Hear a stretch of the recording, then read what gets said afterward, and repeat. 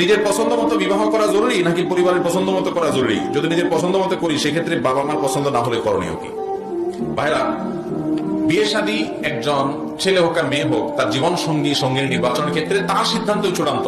ইসলাম বাবা মাকে চাপিয়ে দেওয়ার কোন অধিকার দেয় না যে বাধ্য করবে এখানে তোমার বিয়ে করতে হবে, এই অধিকার বাপ মার নাই। কিন্তু ছেলে মেয়ে সবসময় চেহারা, ছবি, অন্যান্য বিষয় আসে এগুলো নিজেরা দেখে নিবে, কিন্তু অন্যান্য দিকগুলো কোন ফ্যামিলিতে গেলে ভালো হবে না হবে এই বিষয়গুলো মুরব্বীদের উপরে আস্থা রাখবে যদি তারা বিচক্ষণ হয়, তারা যদি ভালো মন্দ বুঝে, তারা যদি কোরআন হাদিসের গুরুত্ব বুঝে, দিনদারির গুরুত্ব বুঝে, তাহলে তাদেরকে প্রায়োরিটি দিবে। অনেক মা বাপ আছে দিনদারির গুরুত্ব বুঝে না, শুধু পয়সা ছাড়া কিছু বুঝে না, তাহলে সেক্ষেত্রে ওই মা বাপের কথাকে পাত্তা দিবে না।